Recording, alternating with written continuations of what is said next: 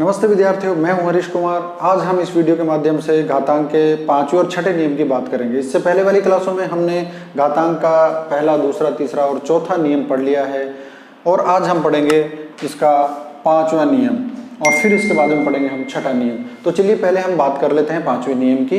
पांचवा नियम क्या है आप देखेंगे, बहुत आसान है कि मान लीजिए कोई संख्या है, घातीय संख्या है और वो संख्या कोष्ठक के अंदर है और फिर उसके बाहर वो एक और घात लग रही है, यानी घात पे घात। तो ऐसे अगर सवाल आते हैं तो उसके लिए नियम क्या होता है।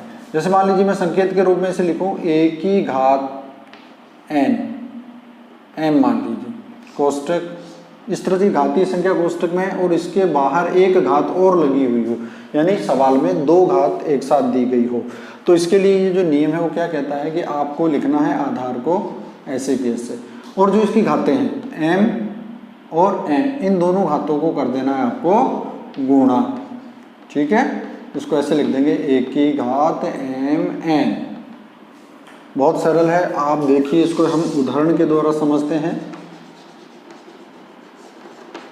एग्जाम्पल लेते हैं, बहुत इजी है। देखिए मान लीजिए कोई सवाल है 5 की घात 3 कोष्ठक में और इसकी घात 2, इसको हल करना है। तो यहाँ आप देख पा रहे हैं कि डबल बार घात है, तो इन घातों को आपको गुणा करना है। आधार एक बार ही है तो आधार को एक बार लिखेंगे और इनको गुणा करेंगे, यानी 3 गुणा 2 बराबर 5 की घात 6। ये हमारा आंसर हो जाएगा। बस बहुत सिंपल नियम है। और उदाहरण लीजिए आप, जैसे मान लीजिए 10 की घात 2 कोष्ठक और बाहर घात, कोष्ठक के बाहर घात 4 है। इसको हल करेंगे तो हम लिखेंगे 10 की घात 4 दूनी 8। ये हमारा आंसर हो जाएगा। तो ये था हमारा घातांक का पांचवा नियम। तो अब देखेंगे हम घातांक का छठा नियम, जो आखिरी नियम होगा। बहुत सिंपल है वो भी, चलिए देखते हैं उसको।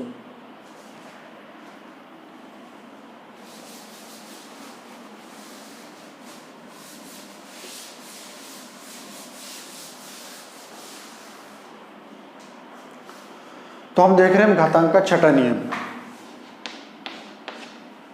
मान लीजिए यदि कोई संख्या दी हुई है, घातीय संख्या, इसमें आधार a है और इसका जो घात है वो 0 है, यानी किसी संख्या की घात 0 हो तो उसका संपूर्ण मान 1 होता है। यानी किसी भी संख्या की घात अगर 0 हो तो उसका मान 1 होता है। आप चाहो तो नोट कर लो, यदि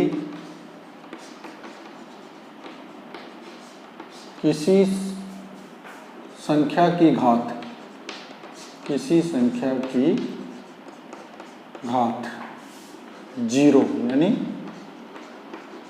0 हो तो उस संख्या का मान, उस संख्या का मान 1 होता है, 1 होता है। बहुत ही सिंपल नियम है, आप देख पा रहे हैं। जैसे मान लीजिए सवाल आया 5 की घात 0, तो इसका आंसर क्या होगा। मान लीजिए 4 ऑप्शन हमारे सामने दे रखे हैं। ए में दिया 5, ब में दिया 0, स में दिया 1 और द में दिया उपरोक्त में से कोई नहीं।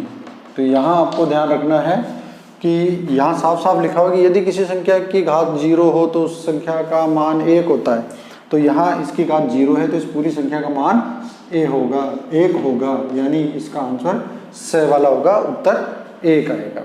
चलिए और उदाहरण देखते हैं, किस तरह के सवाल आते हैं परीक्षाओं में, वो हम देखेंगे उदाहरण के द्वारा। एग्जाम्पल लेते हैं हम। देखिए यहाँ हम 2 सवालों की बात करेंगे जो दिखने में एक जैसे होते हैं पर उनका उत्तर किस तरह से हमें निकालना है। अक्सर जो प्रतियोगिता परीक्षा होती है उसमें विद्यार्थी वो गलतियां कर देते हैं, उन गलतियों को हमें नहीं करना है, हमें सावधानी से सवालों को हल करना है। जैसे मान लीजिए हमारे पास सवाल आया 5 की घात 0 गुणा 3 की घात 0 गुणा 2 की घात 0, ये सवाल है। दूसरा सवाल आया हमारा 5 की घात 0 प्लस 3 की घात 0 प्लस 2 की घात 0। इस तरह से ये सवाल दिए गए, हमें नियम को ध्यान में रखकर इस सवाल को हल करना है। दोनों को कैसे हल करेंगे आप देखिए, हमने नियम पढ़ लिया है कि यदि किसी संख्या की घात 0 है तो उसका मान 1 होता है। ठीक है बच्चों, अब हम इससे देखेंगे। 5 की घात 0, इसका मान क्या होगा 1, तो यहाँ लिखेंगे 1। आगे आपको ध्यान से देखना है कि प्लस का चिन्ह है या गुणा का, तो यहाँ गुणा है, गुणा 3 की घात 0, यहाँ भी घात 0 है तो इसका भी मान 1 होगा। गुणा, आगे गुणा का चिन्ह तो हम गुणा लिखेंगे, 2 की घात 0, यहाँ भी घात 0 है तो मान 1 होगा। आपको इसको सबको गुणा करना है, 1 को 1 से गुणा करेंगे तो 1 एकम 1, इन दोनों को गुणा करने पर 1 आएगा, उस 1 को फिर 1 से गुणा करेंगे तो 1 एकम 1, यहाँ हमारा आंसर आएगा 1।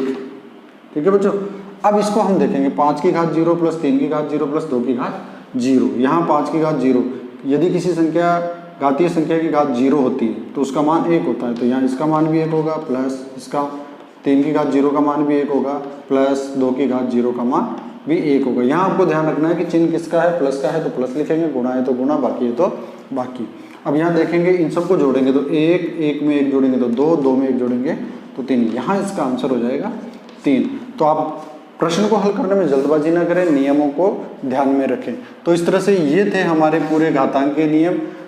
हमने 6 नियम अब तक पढ़े हैं टोटल 3 क्लासों के माध्यम से।